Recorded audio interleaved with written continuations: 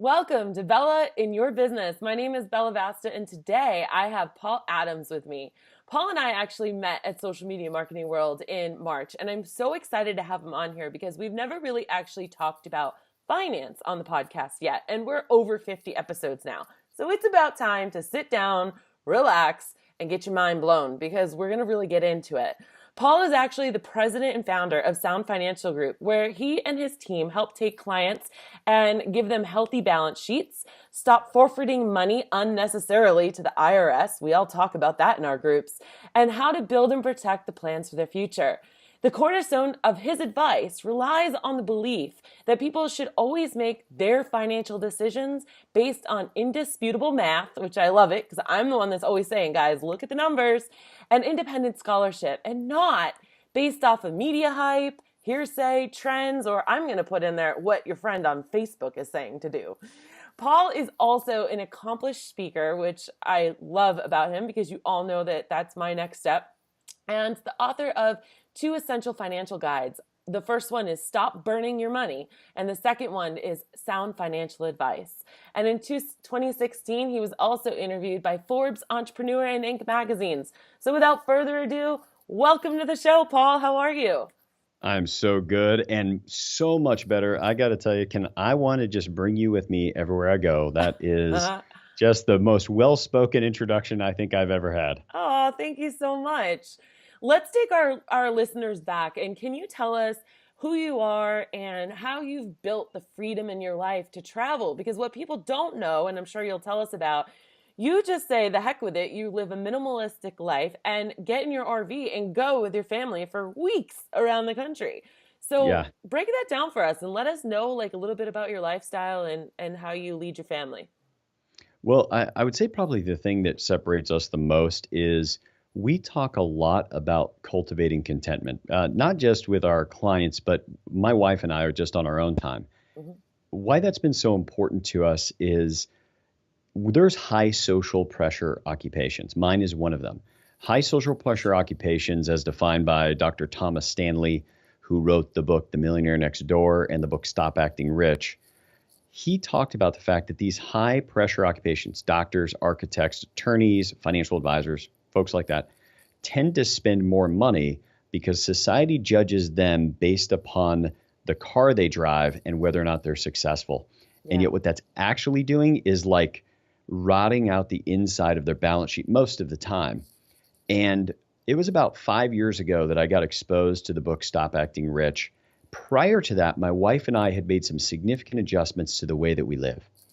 I had a mentor who made 7 figures a year, was just a great father and husband, but he had, in the little town that we lived in, a very, very normal house. It was nice, but it was normal. Uh-huh. And 2,400 square feet with a family of 4, and it was well appointed normal. He had a nice car, paid for. He had a van for his wife, paid for. And it kind of in the midst of all of that, now he had some other luxuries like a hangar and an airplane, but really but it was an older airplane. It was like a 1980 something Cessna.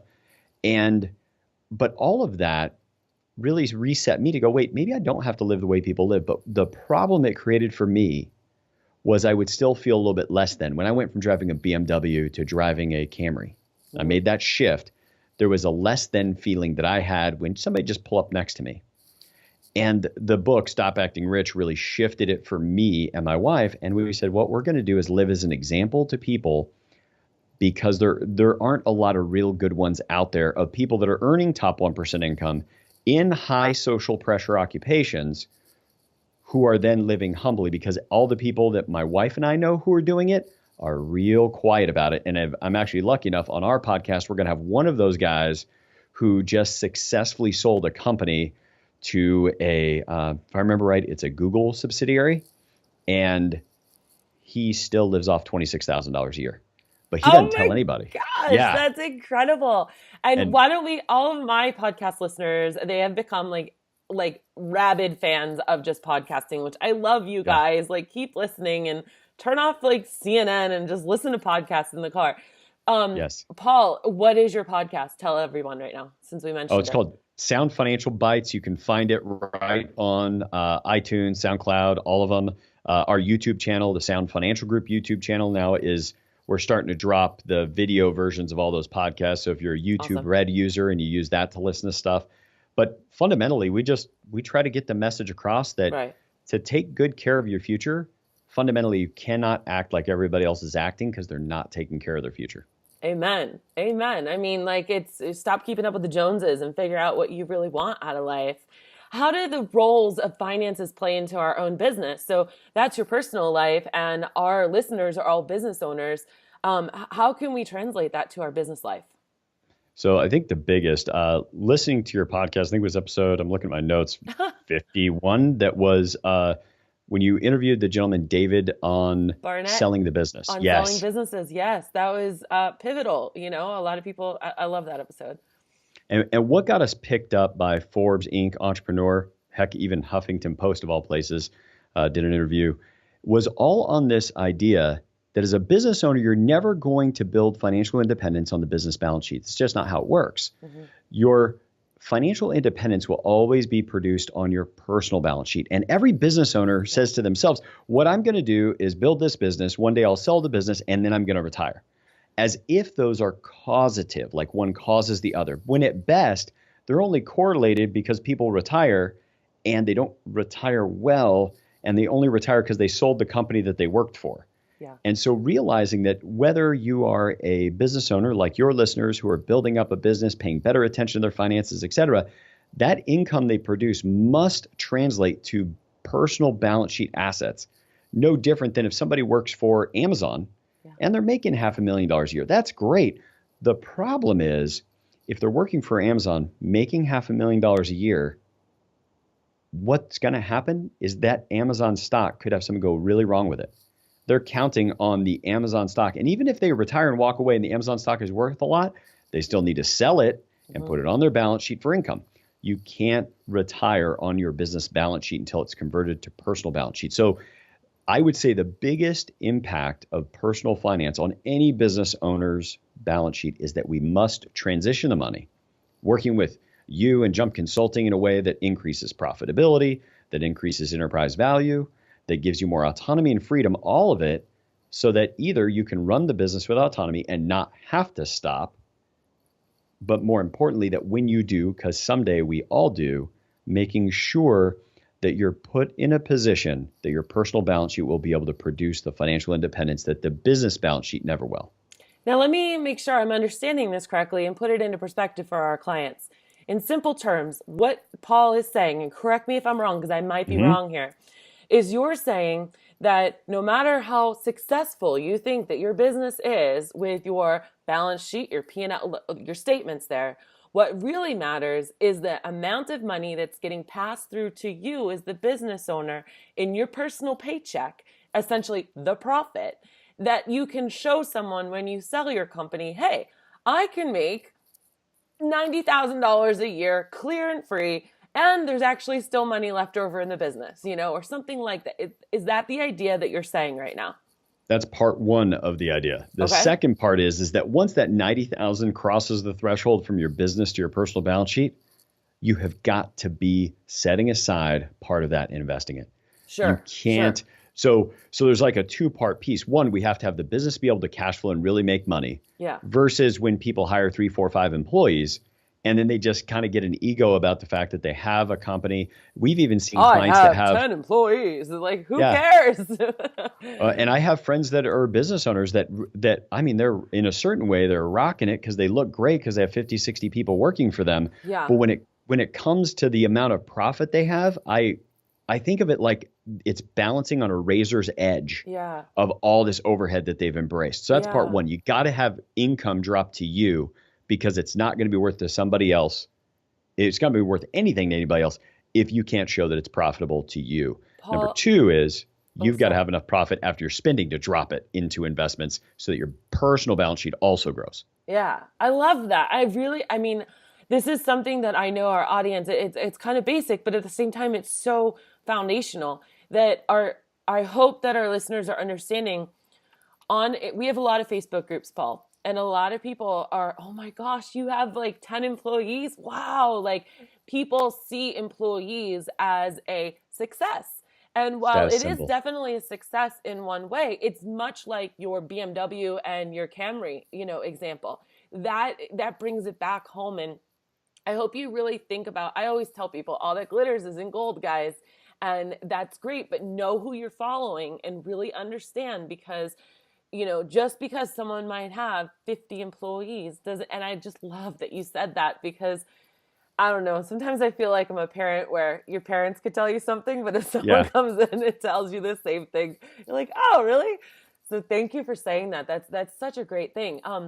Let's talk about, why is it so hard for the self-employed to pay themselves? Why is it hard for us to actually bring that money from the business into our own and then also invest it? Well, I recently heard this as the myth around trickle down economics, and this idea that people say, well, what you do is you're really giving more opportunity to the business owner that bleeds down to everybody else, and that's actually not accurate. What happens is when you're a business owner and you have expenses and you have employees and all these things, you're actually the last one to ever be paid. Like, meaning everybody else is in line. So when we talk about the people that are employees and how they're cared for, it's like, well, there are months that I've made no money and all my employees still get their paychecks. If I had to take it out of savings early on, they still got their paychecks even if I didn't take any money home. And we get so adapted to doing that. And then for some people, I think there can even be a psychology behind it, where especially when you start making real money and you've never made as much, you just cross a threshold that to you as a personal set point, like I've never weighed less than X. And once you get below that, you just level back up to where Yeah. you were. The same thing can happen with money, where it's like, oh, now I'm making this amount a month. I've never made that much before. And we'll find a way to consume that in the business Yeah. if we're not careful and we don't have a personal strategy we've set aside. So what I would say that helps insulate people from that is we have to do what our mission statement is as a firm, to design and build a good life, which means sit back enough before you even do your business plan and think about, I need to design what I want my life to look like Yes. first. Yes. And then when you've done that and you're starting to achieve those things that you set out to, not like, oh, it's amazing, it rained today, like that's why I made so much money this month. Like, it's not weather that we can't control. This is something you did, you controlled, you built. You now are making the money and you have a plan for it when it hits your personal paycheck or it hits the K1 and you distribute the money to yourself. Yes. That is what makes the difference, not this amorphous guilt of I've never made this much before, or worse yet, you love your employees.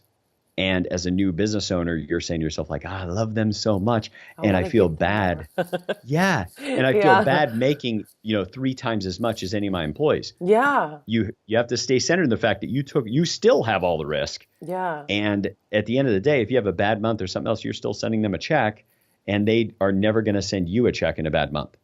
I love this. Paul, we've never talked anything like this on these podcasts, and I know that this is going to be very popular and people are going to want to listen again. I love what you're saying about figure out what kind of lifestyle you want, because I think not a lot of us actually dial into that. We just kind of keep thinking, ooh, I got more money now, I can buy more stuff, And if Yes. we realize that when we reach this plateau of, you know what, I don't need any more stuff, I can be happy right here. The more money we make, that can be that number 2 you were talking about, Yes. throwing it into the savings, the investments, the future wealth. And we all answer that very differently. And I don't think it's anything that we ever consciously make a decision about. Now, when I start working with people, I always say, how much do you want to make? Like, where's your lifestyle? And it's the hardest question for people. So I want you to think about that during the break we're going to take now. I also, obviously, you're going to need more than 60 seconds to think about that. I want you to really think about it. But when we come back, Paul, I want to talk about the consequences. I want to talk about what happens if a business owner doesn't do that homework I just gave them. We'll be right back. And I'm back with Paul Adams. And we are talking everything about money. He is the president and founder of Sound Financial Group. And Paul, we just got into a really good about trying to figure out where you want your lifestyle to be so that we can, live a fruitful life. But let's talk about the consequences, Paul. What happens if a business owner does not focus on making their business financially fit? Oh my goodness. Number one, they look really, really good for a very long time. Like I think that's the thing nobody talks about. That's like Yeah. the dirty underside of it is it actually works out really, really good for a long time. And it's one of the major problems people have in dealing with money and finance, even as business owners, is that the feedback loop is too long. So Uh-huh. for instance, Bella, if you just treated your husband super crummy for like all weekend, well, actually maybe just a day, and there's a feedback loop that will show up. Or if he treats you badly, his feedback loop is going to show up and he'll Yeah. go like, "Oh, that was a terrible idea. I shouldn't do that." And then if on the flip side, if you did that with eating, if you had like you drink a ton tonight, you'll feel terrible tomorrow morning. If you eat terribly for a few days, the weight starts packing on you, feel terrible. All the feedback loops we have are relatively short in life except one. The feedback loop on finance in the way that we feel is awesome to Hmm. spend pretty much all of our margin for 40 years. And then it sucks all at once. There's no feedback loop That that is helped so us out the whole good. time. It's just a long time of everything being wonderful and then it Yeah. crashes. So the problem is, and the thing that I would say if people don't take care of their finances, you move into the future and there's this person you're going to meet one day, and they're the older you. And the older you owe some money to, and it's not a small amount. For every $40,000 of income you want to replace, that's been your human capital at work, it's going to take $1 million of assets to offset that $40,000. So we can invest that, or you can go invest it somewhere and take 4% off a year. It doesn't matter if it's real estate, it doesn't matter if it's stocks. 4% a year is the max you can take out and have the money last. So here's the problem. We're relating to it like the $40,000 a year, and we need to relate to it as a million. Hmm. So if you're making $100,000 a year right now, that means it's $2.5 million that needs to be stacked up somewhere for you to be able to be okay. Yeah. And to the business owner, you're not going to sell your business for 25 times earnings. You can I have it. wish. You can have it add to the stack if you were Yeah. almost there and you had your 2.2 million and you need to close the rest of the gap. That's possible. What's not possible to do is close the gap entirely. So Yeah. the thing that people don't think about is not taking care of your finances has no real consequences at all until you arrive there, you meet your future self, and you owe them money. I love And if, the imagery of that. That's a really good yeah, image. It's a really good image. But I know that all of a sudden people are sticking their heads in the sand right now. They're saying, no, no, Bella, Paul, you guys were so good up till now. I can't do this. I don't know how to comprehend this in my daily life. Paul, how do we comprehend this in our daily life? so the easiest thing I think to do is to put yourself in a position where you set up, well, number one, I know this sounds crazy. I'm going to point everybody to a resource they can get their hands on something, but you need to stop saving money to do this. Okay. Okay. So to pull this off, we can no longer think of setting aside money for savings. Now, here's the problem.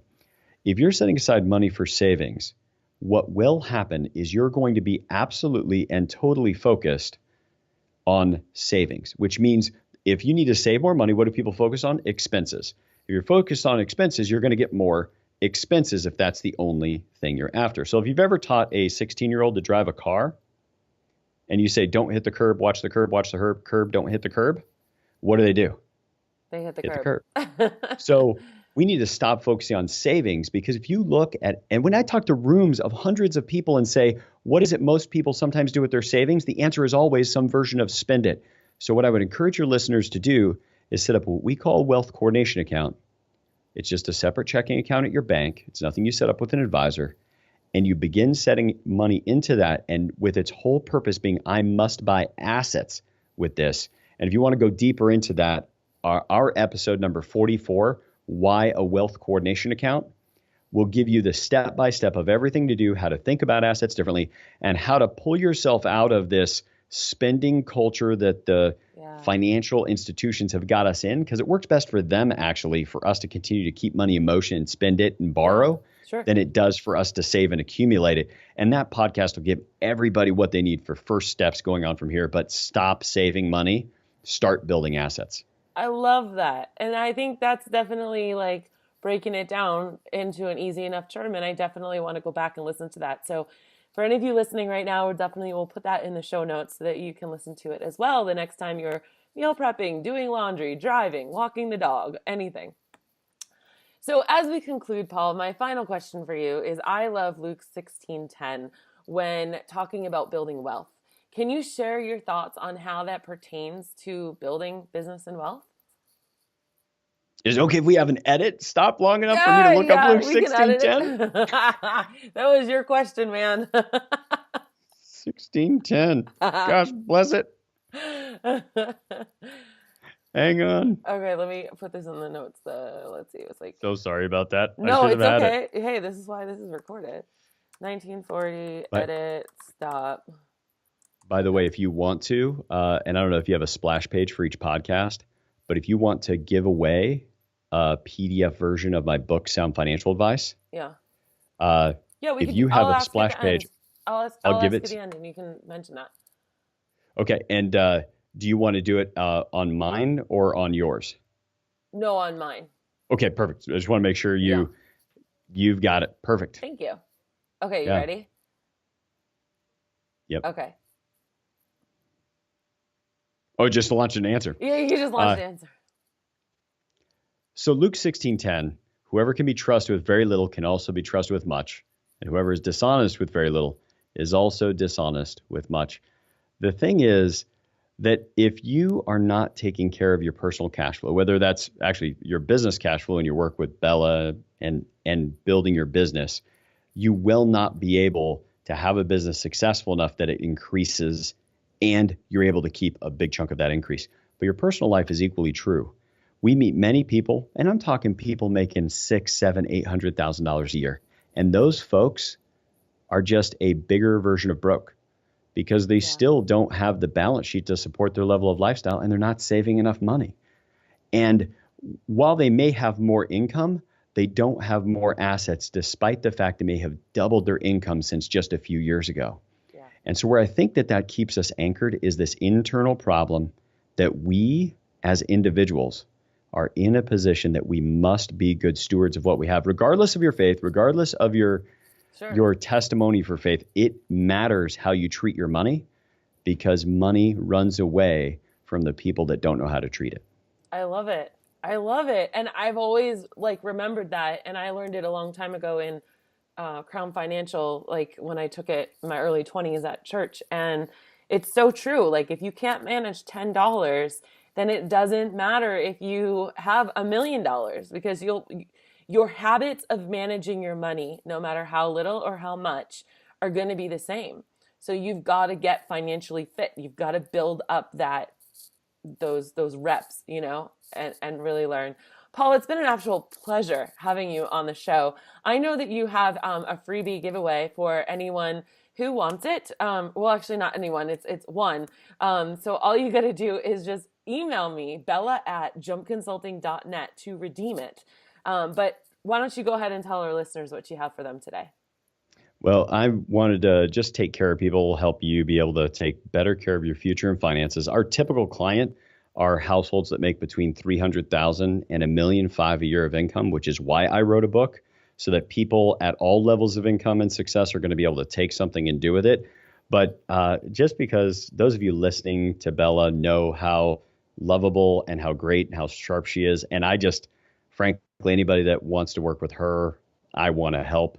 So we're going to actually give Bella a PDF version of my book, Sound Financial Advice, which you can also get on Kindle or Amazon, all that. But we're going to just equip her with that so that she can use that to help all of you to continue to build your personal balance sheet through time. Awesome. Thank you, Paul. That's amazing. And I encourage you all. So should, does that means that there's more than one, or there's, maybe I'll just put it in the show notes, or what? How should we do this? Oh, more than one. Should they should email me for the copy, right? Mm-hmm. Okay. All right. Yeah. I want to make sure that we're doing. We're just going to email it to you. Okay. Got it. Fantastic. And go ahead and remind everyone how they can listen to your podcast, how they can, I know you're starting this new thing. Why don't you tell everyone about that and how they can connect with you? Yeah, so you can find us, our new blog for my wife and I about our living radically within our means can be found at momentsofwealth.com. Yes. We also have my financial advising firm you can find at soundfinancialbites.com. That'll just take you to our blog portion of our page. Our firm is called Sound Financial Group. We're located in Seattle, working with clients across the country, and we do all of our work by web-based meetings so that we support our clients no matter where they are and no matter where we are, so that both you and us can live location independent and have that level of freedom. Fantastic. It's been such a blessing having you on. Thank you for your time. I hope you guys have loved this as much as I've loved it. You might even want to go back and listen to it again. I think I will. And I hardly ever listen to my podcast again. This has been another episode of Bella in Your Business. Please don't forget to subscribe to us on iTunes and Stitcher. Share it out with your friends. And remember to always keep jumping.